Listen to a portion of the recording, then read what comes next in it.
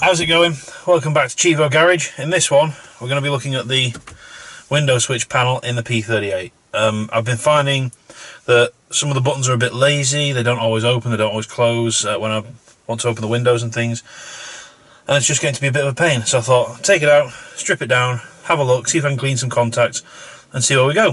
So basically, from what I've gathered, it's a case of that now all this interior is not well fitted. It was a cheap car and she's not in the best of health, but she's okay. So just try and, there we go, pop up the stuff in here,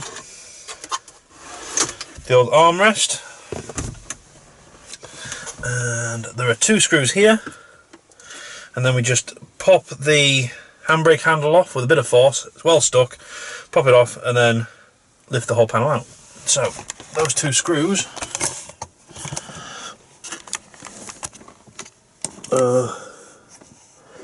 just there, so one screw there, one screw there, pop those off, grab this, and then we should be a good way into it.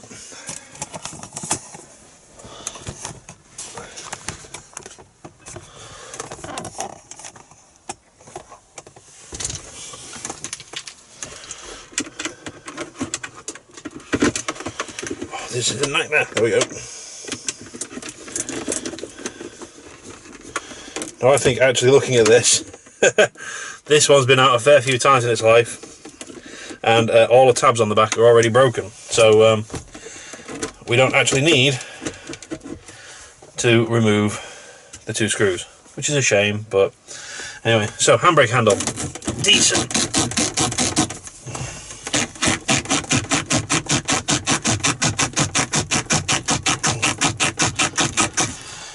Just a general wiggle with a decent bit of force and it should start coming out. And this is up and out. A couple of tabs here which are also snapped on this one, so this isn't the best way of showing you.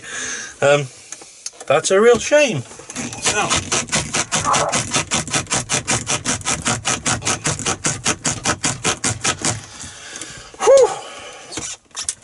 anyway, we have one wiring connector on the back of the whole switch pack, and that's this blue one, and it's just a case of press the side in, pull the connector out. That's this whole switch pack free, and there's a better view of the broken tabs that should just tuck under the gear surround, and there, I don't know if it's very clear, there are the broken tabs that would have screwed into there. So I'll carry on giving this some, take it off, get this inside, and then we'll start stripping down these switches. Hey, so we're now in the dining room with the switch panel off. Just going to flip that over. This looks so dodgy. And undo the various screws on the back. Just using one of these little Torx bits, just happen to be in this adjustable screwdriver set. So whip these out.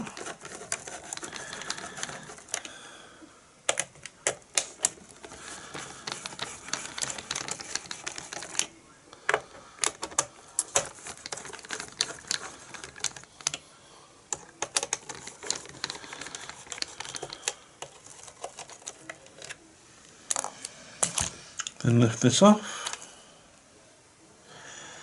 and there we go. That's the switch back off, and there's the fascia. So pop that to one side, and now we'll start looking at cleaning this up and stripping it down. Right, so to separate the switch panel from the backing, there's a tab here and two tabs there. So it's just a case of finger in there, popping that tab backwards a touch, lifting the board from the backing, and then we can just gently wiggle these front ones as well.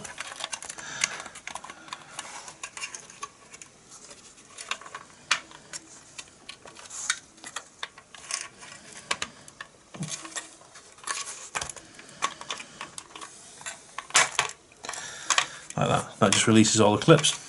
And then to free the board completely, inside, this might be better way of doing it, there's a cable there running to this lamp holder there, which we can take off on the back by spinning. Probably not that easy to show on the camera.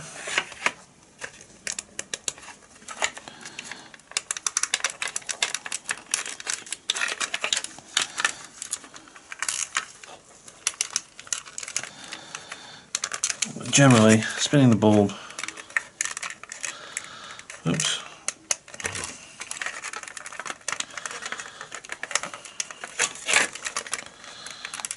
so you can reach the indent and then releasing it, and then we can free the wire on the back there, like that. Now we have backing and circuit board, and this just lets me work on the back of those switches.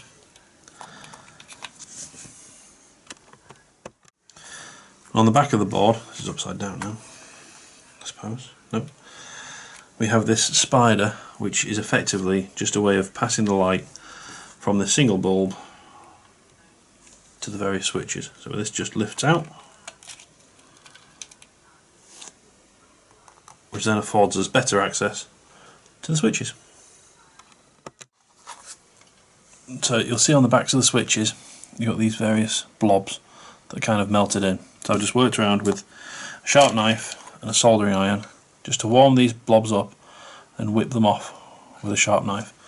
And when they're all off, it just lets you pull the switch down and it pops off like that. So then we're going to look at this side of the board there and check the continuities here and see if we can do some repairs. So let's try that next. So using the same sharp blade, I've just started to go around lifting this sort of plastic film up to reveal the switch contact pad. So this is just stuck in. I just worked that, then you can see in here they're the switch contact pads, and I don't know if you can see, but they're just showing a bit of tarnish and they're not so great. So we're going to get in there, clean those up and see what we can do. I think what I might do as well, I might clean this whole thing off and remove all of the switches and do all of this as a oneer.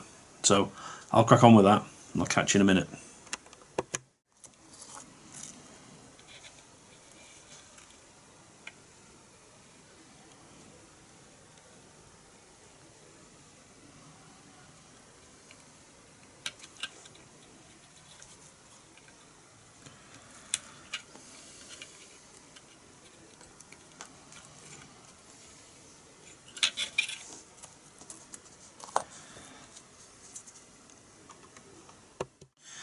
Right, so I've got all the switches out and popped those out, and now I've just been working on this sticky film to expose the underside of the switch pad. So I've just kind of gently peeled away using the sharp knife, and now I can see these contact pieces underneath, and I'm just going to go through there with a bit of a jeweler's screwdriver, scuff them up a little bit, clean them off with some solvent, and try and clean up the pads on both sides, and then see how I get on. I might just add a dab of solder to each pad just to give it another better contact, but I'll see how I get on with that. So yeah, I've just peeled back there. It's still very sticky, but I can peel back these two and this one. I've decided to leave the window lock switch because it was rarely used, and this is leaving me a decent bit of integrity to stick this back down, and it's still sticky as anything, so hopefully it'll be an easy little repair.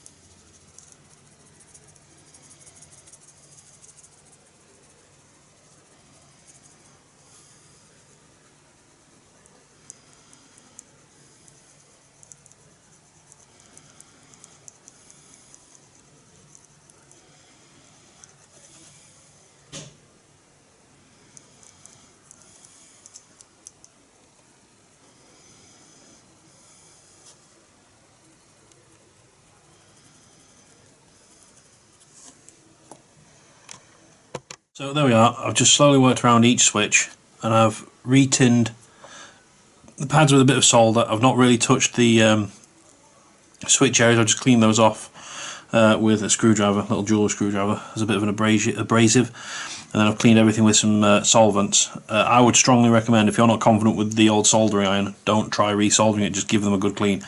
I've been soldering for years, I've been into that kind of stuff and little bits of electronics products, and even I had to crack open the old solder sucker. So there we go. I'm just going to try and put this back together now, put the switches back in, and then I think the plan is just stick this down, see if it sticks, because the glue is incredible on it, so I'm hoping I get away with it. I might just put a bit of extra tape around the edges, drop the switches back in, and then I'm thinking I'm just going to put a couple of dabs of hot glue on the back of each switch just to hold them in place. So I'll crack on with that, catch you in a minute.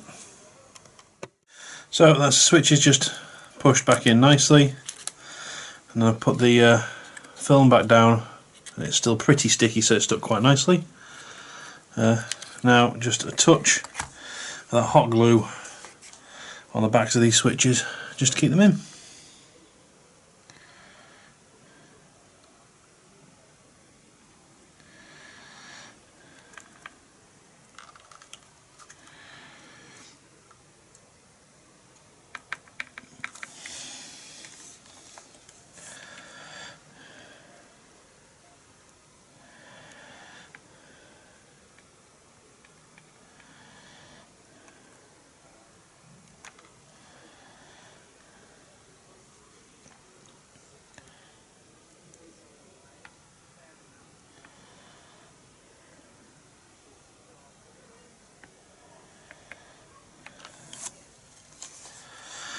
There we go, I'll carry around like that, catch you in a few.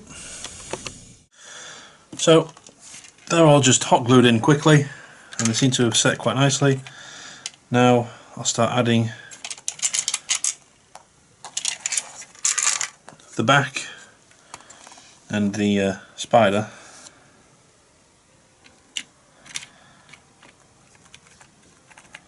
So there's the spider. And hang on, had a moment, there we go. Bulb goes through, around, in, and just twist to lock. I can clip the cables back in.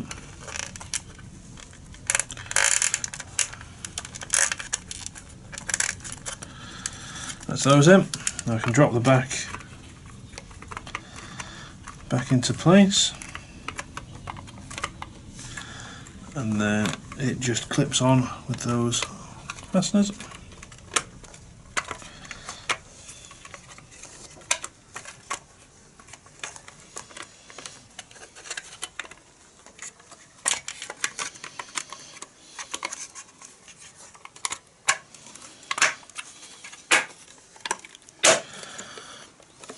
Like that. And then, oh, one thing I did notice when I took this apart, I popped this off. So we need to have the whole fascia back on first, and then I can pop that switch cover on, which just is the mirror select. So let's put this back together.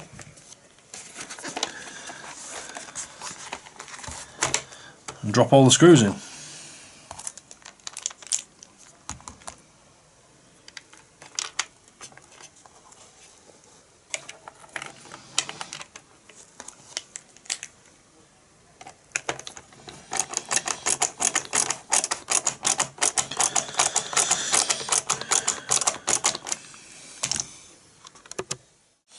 So that's all the screws back in. Pop this switch cover on. And there we go.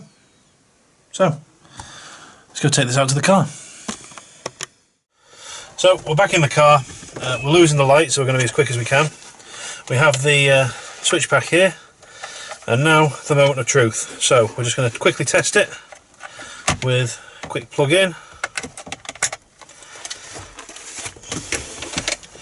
Let's bring some power on,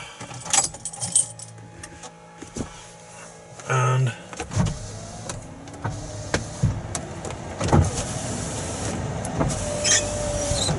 Well, that is a big improvement. So you can't see that, but I can. See if we can get this all in shot at once. It's going to be a nightmare, but we'll try. So, the reason for doing this is I was really struggling to get that passenger window down.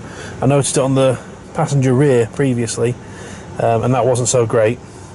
But I could always rely on the button on the back door there, and that still worked. But when this passenger front stopped working, I could do nothing. That was just basically stuck. So here is passenger front button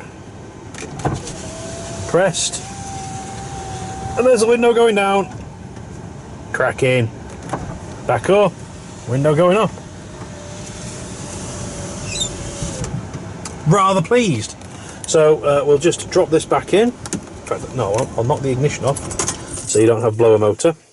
We'll just pop this back in. Now, as we said at the start of the video, normally there would be some other parts to this. So this would normally have a tab there and a tab there and 2 screw tabs at the top there. All of them are broken on this one. I'm guessing someone's had a lot of issues in the past with it. So we're going to just pop this back in now. And it's really difficult with just one hand. So we're going to put the camera down. Oi. There we go. So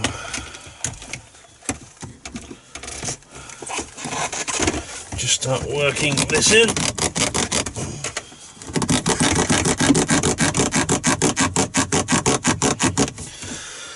Just give me enough free room just to start dropping this in.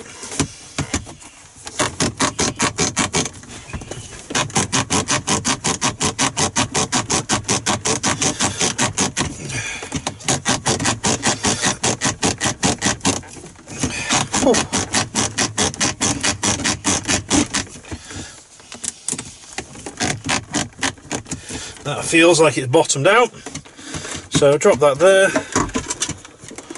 and then let's just see if we can't get this to clip in. And there we go.